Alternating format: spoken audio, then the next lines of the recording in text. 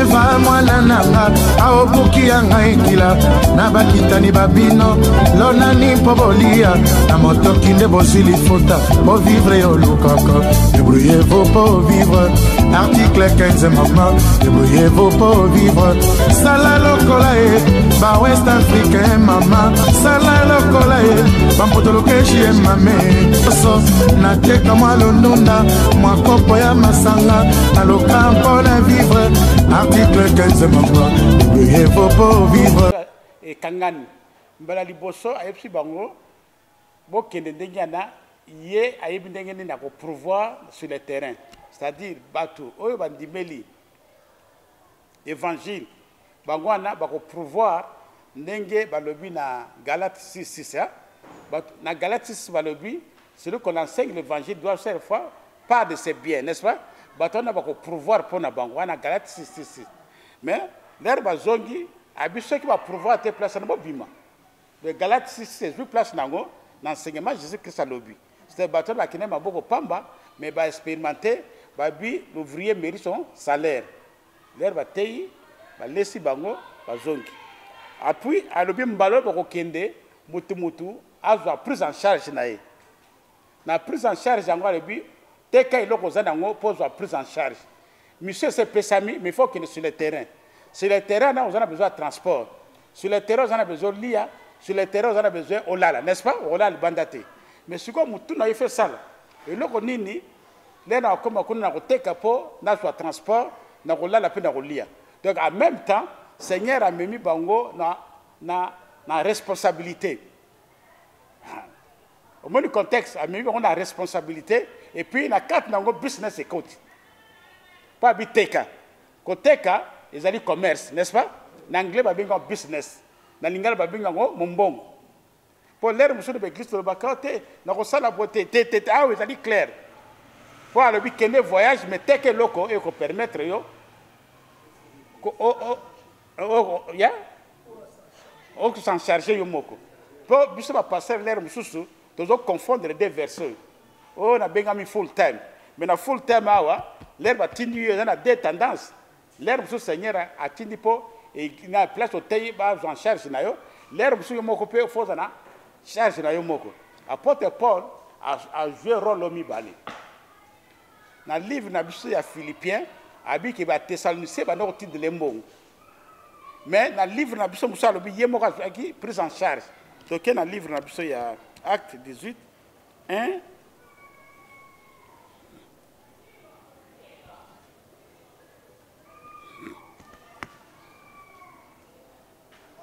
verset 1 à 5.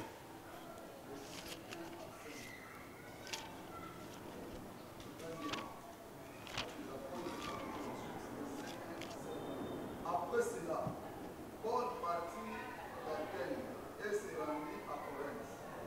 Il trouva un juif nommé Aquilas, originaire de Ponte. Le récemment arrivé d'Italie avec sa femme. Parce que Claude avait ordonné à tous les Juifs de sortir de Rome. Il se lia avec eux. Et comme il avait une même métier, il venia chez eux et il travailla. Ils étaient misères de tentes. Alléluia. Donc, apôtre Paul, verset na albinin, na verset albi, il y a deux tendances. L'air nous sommes à pouvoir, l'air nous sommes prise en charge. Apôtre Paul place a prise en charge. A commencé à la tante, na famille, na business, il y a tante, n'est-ce pas? Une des raisons apôtre Paul a prise en charge à Kinine. Na Corinthe, ceux qui va monio ozo le bamakambu ya mbongo comme motei ba mona au commerçant. C'est-à-dire on a trop assez parce que ba philosophe va qui belé. Ba philosophe va le babilo comme intellectuel. Là ba discussion est comme yo comme le makambo bochama bonza bopesa ngai leo na koyate na lete transport zate non amusuni pour leur abimsi théorie ya résurrection pour apôtre Paul leur abimsi théorie ya résurrection ba savon ba mais mutu soka kufa continuer mais ali mortel habiter et ko ressusciter nan mo konzi ba bi kanga makamata osolango sima to kenda terre moko babinga aéropage. Na aéropage kuna bako banda ko discuter banda tongo tipo quoi. Faut convaincre. Pour philosophe, ayebi ba domaine tout, ayebi mathématique, ayebi géographie, ayebi la science belé. Apporte Paul pour atteindre ça bango domaine wana, ayebi na memi bino soko na semence. Pour tala soki semence o connaît loko nzamba pour sango corps ya sika. Abano te bango sur la résurrection, c'est muta kufi akose kwa jour nzoto mususu. Alléluia. Alors ce qu'a lobaki makamba mbongo na Corinthe, engo lekate. Engo lekate. Yango na contexte oyo mutra nzambe faut ça na beaucoup de champs de sagesse parce que quoi que ne côté mususu va présenter l'homme mususu pour s'excuser na remelate pour la raison pour mutambongo lera omona aujourd'hui le pape tobuki a plus bloc abi nzala là vous êtes na revenanga transporter pour nous ça te que na yeli transporter mais na yeli va évangile mais pour comme na niveau il faut on a beaucoup de sagesse apôtre Paul avait un droit ya ko mbongo en tant qu'évangéliste en tant qu'apôtre mais à boy pour gagner grand nombre pour les bakouté. Alors, c'est beau, n'est-ce pas? Donc, il y a 1 Timothée chapitre 5, verset 17 à 18.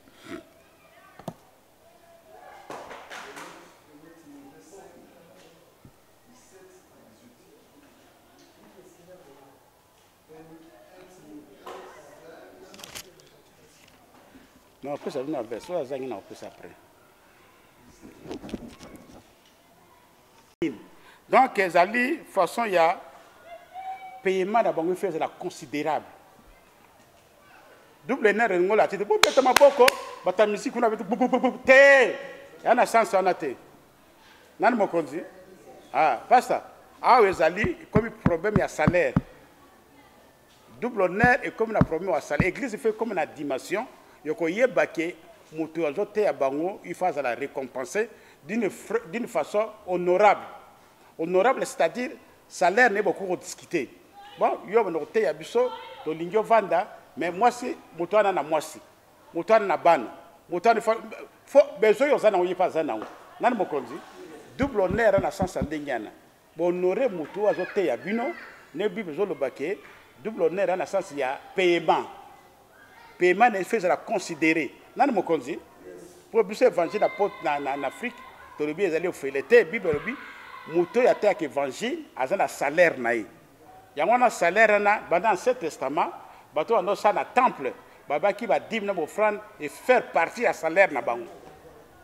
Mais par la sagesse on d'abord percer dans le Nouveau Testament, donc parler peut-être plus tard pourquoi ba diaconat et kotaki. Nan mo konzi. Ya ngona apôtre Paul Pierre abinga na kotika table té pour nous servir. Il y a un diaconat, un département, il y a finance pézalaki. Le loco il y a très capital. Il y a un joueur na biso to bengi Ronald. Donc pour m'appeler ça honneur, double honneur na yeba pesier ballon d'or. Et celui qui a un ballon d'or, va pesier na mbongo, n'est-ce pas? Mbongo amuke non considérable. Va pesier na Donald ballon d'or na mbongo considérable. Pour l'évangile et pas la communauté, il y a bénévolat. Il y a un sens de bonté. Pendant l'Ancien Testament, il y a bénévolat, mais avec contentement. Contentement, il faut solo là. Il faut discuter. Parce que les gens famille. Nan mo konzi. Même si vous avez un salaire, parce que salaire, n'a temps. Pour moi, tu as le bien, n'a full time. Mais full time, on a salaire, n'a raisonné. Est-ce que l'église doit en charge? Ce que les églises doivent en charge, c'était au salaire full time. Bible les alliés, tu as une journée mobile, 24 heures, tu 8 heures, tu as 8 heures. Yo banda tongo vandi na permanence ti na butu. Mais l'air besoin koya, et ça passe. L'air besoin koya au comme un problème, il y a fils de prophète. Ou atika iba nyunga pas moi si, bana bango qui n'est esclave.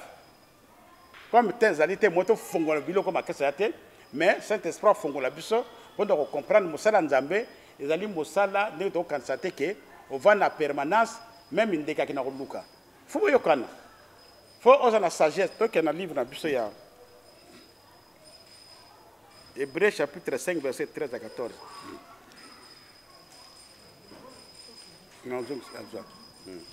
Polité, yo zo senga salaire. Tu vois, on a discernement. Babi, mbouma, nan bimité, yo zo senga salaire. Pas nan a salaire. Faut ça la nan bilanga. à partir à Mboumana, on va foutre à Moutra Soukat, on va foutre à Moutra débité, et un tome, on va foutre à Moutra l'air à Bandamoussala, on va foutre à Moutra au côté, Mbomana va foutre à eux. Pour que je passer l'air, je suis dans la confusion, il y a eu le cognos. Passe, n'a quoi si? Donc, au Sali Babi, Zélata Nango, ce que fouti, l'air va discuter, ah, église avec Vancé, Barotal, non? Au lieu qu'il continue l'air, nous sommes au Sala Naïwana, donc comme on a besoin, il y a full time. Na full time, il y a retourné full time, Naï n'a boyé, bien au foot à Naï, combien église? Il y a des camarades solo. Il y a été au ticket, on a bien full time. Mais je répondre aux autres souffrir. Aux autres souffrir parce que nous avons des ordres, nous avons ordre. Alléluia. Alors, il faut beaucoup de discernement dans le biloko de Zoloba. Quand est-ce qu'on fait la full time? Quand est-ce que nous avons à pouvoir pour yo? Quand est-ce que yo faut en prise en charge? Alléluia. Donc, il y a un livre, il y a 1 Corinthiens, chapitre 2, versets 15 à 16. C'est de Christ. Ce qui concerne le travail, ce qui concerne les salaires, ce qui concerne l'évangile, tout pensant à tout ça dans moi. Mais l'homme spirituel juge lui-même, il n'est jugé par personne. Yo, en tant que l'homme spirituel, il faut y avoir les rois aussi dans la nine. Bande qu'on a biso, l'église automoni, bande avant biso, bande école, bande ferme, bande librairie. Bilo qu'on a pu créer biso, bénité à production, pour l'air dans l'église et bande supporter binoté. Il faut créer l'okomoko, au moins salaire et quoi il y a, puis ça libagouter l'église. Tout le monde va protéger dans l'école na bango, pasteur na bango ali directeur. Na directeur ana, l'église va payer moi assistance, mais ana salaire au école foot à cahier. Ou bien, bazan à librairie, tout le monde est Saint-Paul, va te kaba cahier, va te kaba livre, va obtenir sa salaire na 4 pour e foot à bango. Nan mo konzi. Donc, alors nango loba, en tout cas, beaucoup d'attention na makamusu tozo sala o ngana full time nana ko futo full time en même temps comme lela non babi qui a connu la pensée de Christ si ce n'est que nous biso na pensé à Christ pensant que la parole les autres instruire biso nini sur l'évangélisation sur les implantations je crois que moni yango tant ils ont ça la biso défaut de discuter après la cérémonie oyo to me gana ko discuter ngo totala comment leur biso to marchaki l'évangile. Pour la Bible, le même verset, Seigneur a pouvoir pour la bango. Deuxièmement, le Bible a pris en charge, n'est-ce pas? Troisièmement, apôtre Paul a vu, il a étudié le cas place au fond de la prise en charge. Place monsieur à l'église monsieur, ils ont assisté. Nan mo konzi. Donc, et puis salaire, là, tu revends tout le monde comme salaire, non? Moto il va bengi ministre. Apôtre Paul là, a le ministère, à lui excellent. Ministère l'équipe, ministère OISAT. Bazal Albi na tiki nyonso na zui excellence. L'air va contacter biloka bien ba banana excellence. De vocation à ministre azali excellent. Député azali excellenté. Excellent à ministre Nzambe. Ministre Nzambe tellement toujours comprendre le côté, toujours abandonner sa sordos, toujours landa bango kuna. Nous quand des biso tozali mieux payé, mieux récompensé dans siècle à venir. Parce que toujours qu'il y a profondeur de la parole. Aujourd'hui, envié ministre Moukili au tiki sacerdoce. C'est beau, n'est-ce pas? Yango Wabi, Biloko Wabi, homme spirituel, on a besoin de jeter pour te comme un discernement. Comme un discernement. Hein, Thomas? Comme un discernement. Donc, vous avez excellent. Il faut qu'il y ait une excellence. Ce n'est pas bien excellent, c'est qu'il faut qu'il y ait une excellence. Je vous aime, que Dieu bénisse. Je vais te dire mon peuple.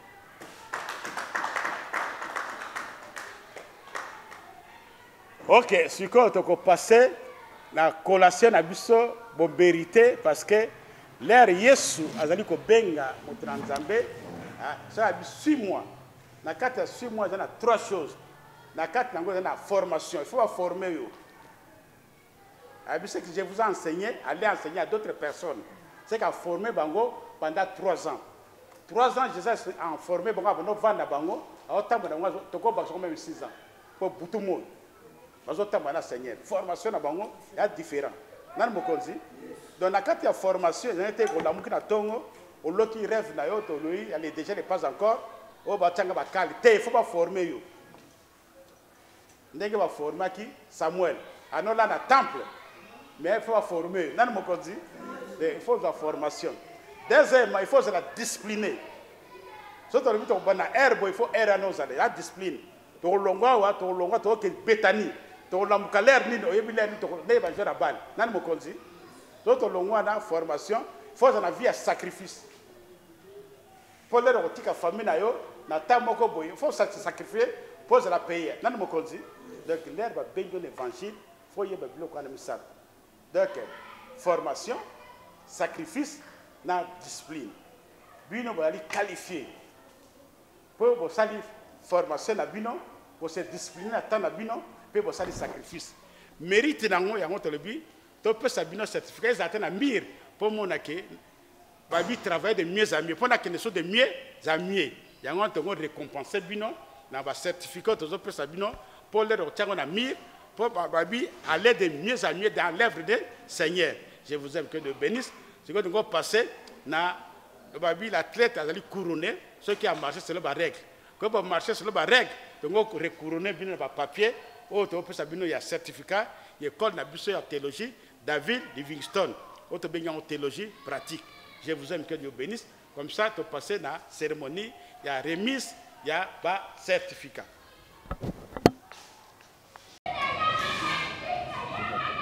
Ok, pour les gars. Avec les acclamations.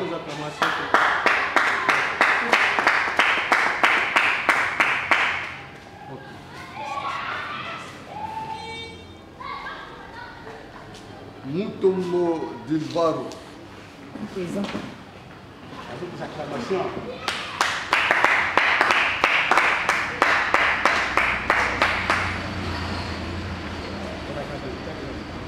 Il faut tchara au laxibo et tout le monde. Lebo. Avec acclamation.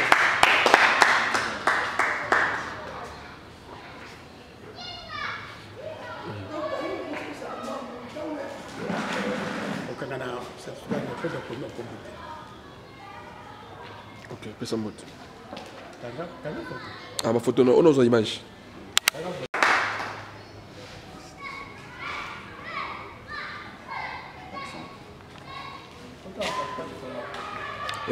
Au thème, vous tournez la photo.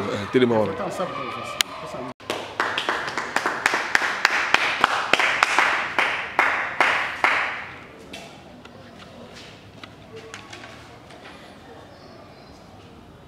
Isuyo.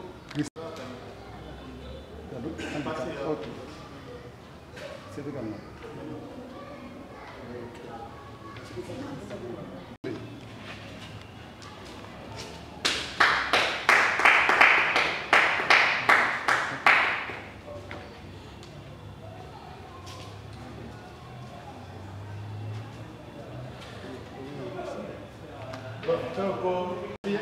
J'ai dit 3 fois. Comme ça, j'ai pratiqué là. Il y a participé 3 fois dans la formation. Je peux citer Benji, apôtre André.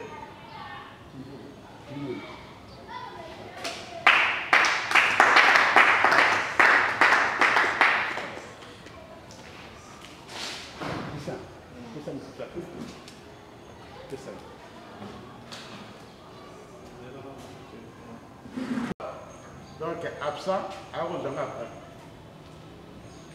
Bon, donc comme presque,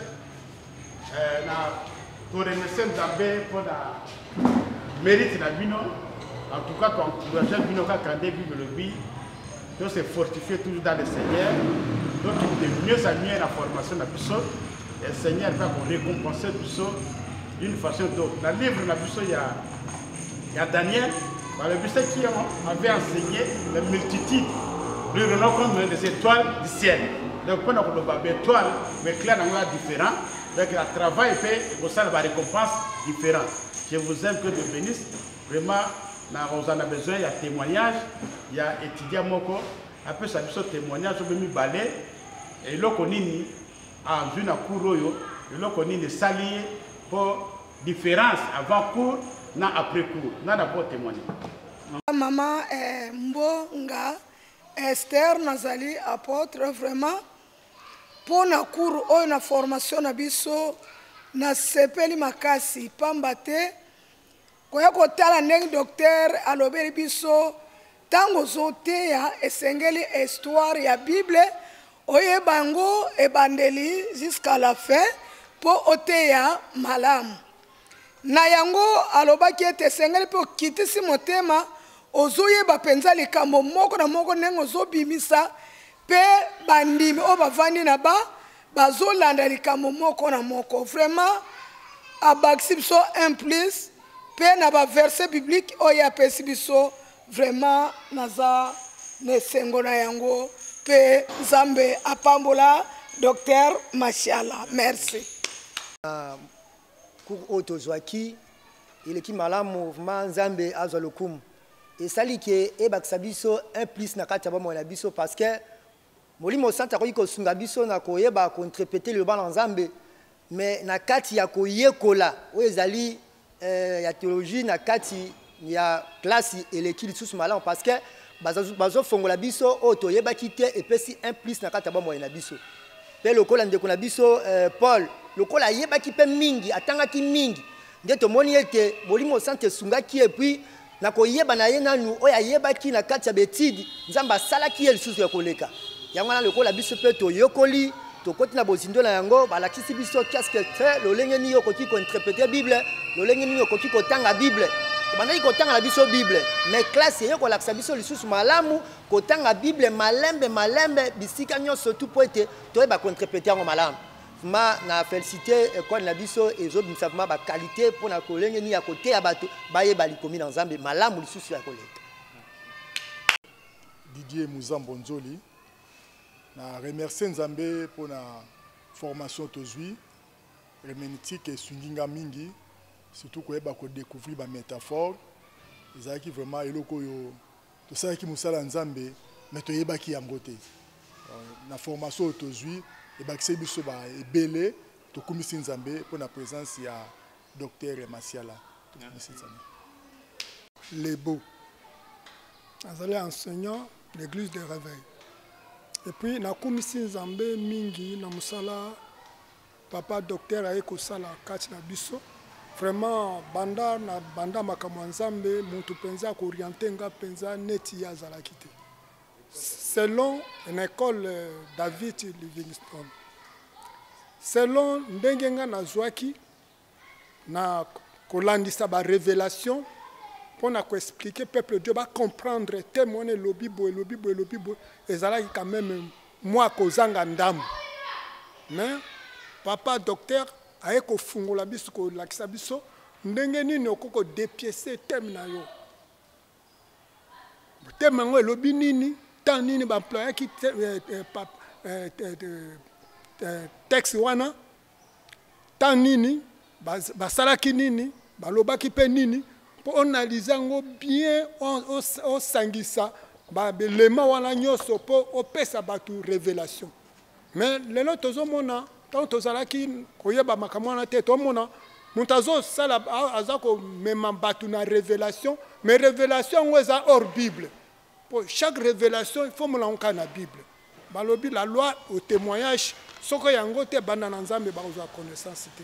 En tout cas, na zangelo kwa kopesa ye mais nzamba amona ye na musala azosala po afongoli biso connaissance makasi na sepeli mingi ezampe mbala moko te ayaka kosunga biso lisusu to baninga mususu pe bazwa connaissance po ba peuple de Dieu bazote abatu ba révélation ngo bala na isika moko te mon mususu apesa mususu akopesa quand même enseignement mais azopesa ngo na contredire yango na sepeli mingi certificat nanga yango yo na musala na bundi na pesi nzambe merci mingi na travail papa sali nzamba pambola ye mingi. Amen.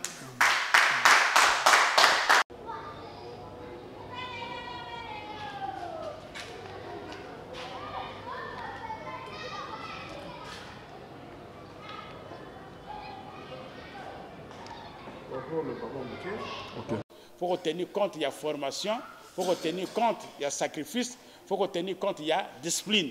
Donc l'église a réveil, et là, quand on a dans le Saint-Esprit, mais baninga obo tozali na bango, bazali koyo kolonete avec l'église protestante, armée du Sali, l'église catholique, bazali koyo kolama makambo na bango, pour ezali métier, on nzamba bengsi bango bazali ouvrier.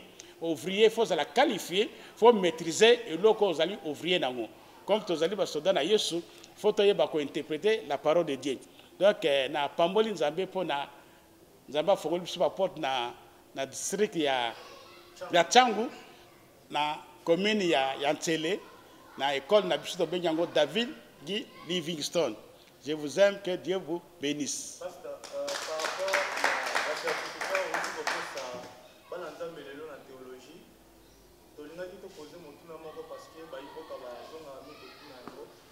est-ce que le pasteur ou la théologie propose la capacité de édifier comme Dieu? Parole de Dieu et Psibiso, nous témoigner, ce sont des pasteurs et puis basale musala nzambe. Nzambe encore bengayo na musala nae mais a bonne formation té. En tout cas entre nous, to monique formation de ça biso implice. Et l'autre ko encourager ka bande ko na peut-être côté na batia ki moi attention té. En tout cas bazo ngana attention ya ko zala former. Bango bali ko former bana na église, bango on peut pas la former. École na biso o te uti ko pesa ba certificat to benyango David Livingstone School of Theology, ezali na Angleterre, théologie pratique. Ezali na Angleterre, kuna adresse na biso comme numéro de téléphone, dans la ville ya Angleterre na Bristol. Téléphone na biso ezali 0044 na bato ba libanda 744 6053 138 na Bandeli.